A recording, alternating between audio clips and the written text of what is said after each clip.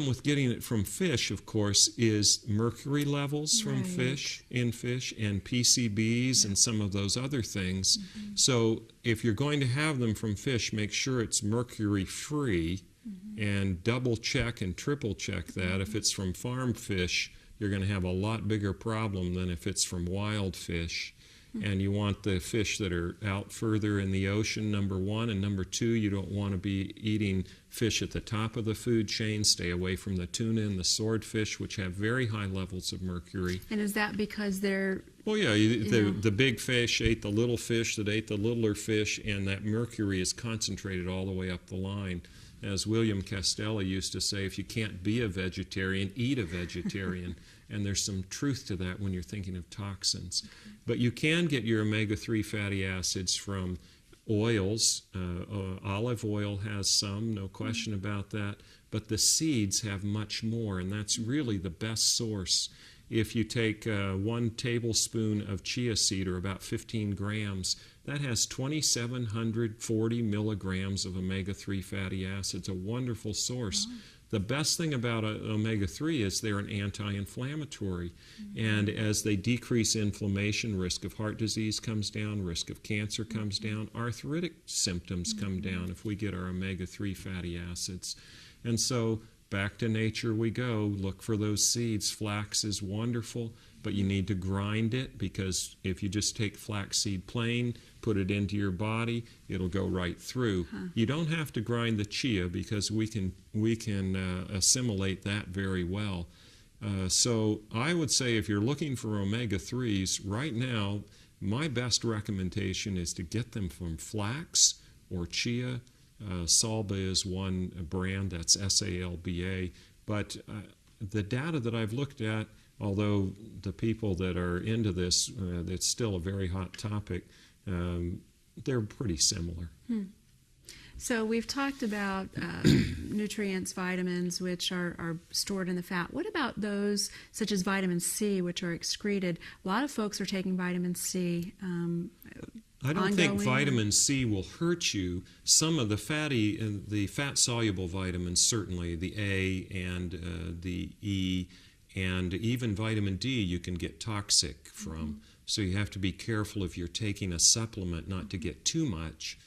You can, of course, have your level measured.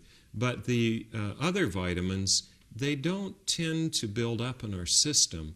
There are some questions about folate. Our food is supplemented with folate now. Folate deficiency is very rare. In fact, now as I measure people's folate level, it's way above normal. And there's a question with that.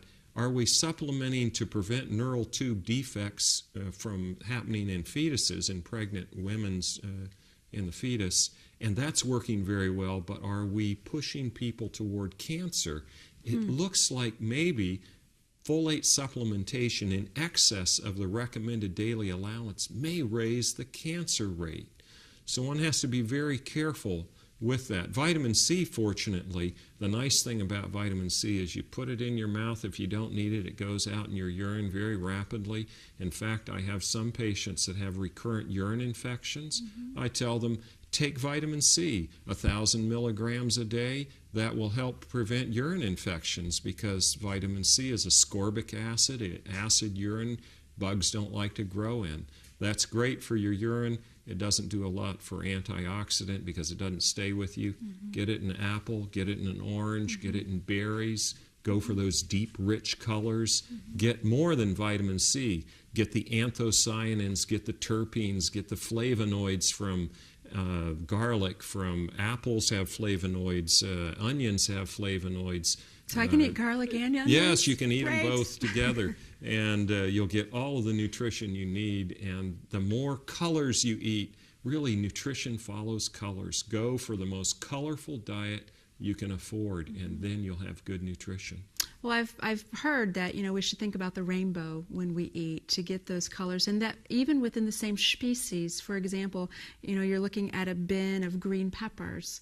they're all green peppers, but some are a little bit darker than others, and perhaps when we're selecting our food, even within the same species, to get the darker, richer color because there's more nutritional value. Absolutely, and with peppers, for instance, you have the sweet peppers. They all may start as green. You have the green peppers, the yellow peppers, the red peppers. They even have purple peppers, and all those different colors give you different nutrition. And so go for the color. That's what you really want. It's prettier. One way I often describe it is when you're an artist, you think of having a lot of colors on your palette when you're painting. So when you're eating, you want a lot of colors to go by your palate, and that's good nutrition. When you're thinking of vitamins and minerals and antioxidants, those poor little fruits and vegetables have to sit right out in the sunshine, and they're exposed to radiation all day long, and they pack antioxidants around them to keep them healthy. Guess what? Those same antioxidants keep us healthy as well. Slow aging, reduce cancer risk, reduce heart disease risk, help prevent dementia. Wonderful, wonderful foods that we should all be eating. Very good, Dr. Howell. Thank you so much. And thank you for joining us today on Healthy Living. Thank you to Parkview Adventist Medical Center and Harpswell Community Television for sponsoring our program today.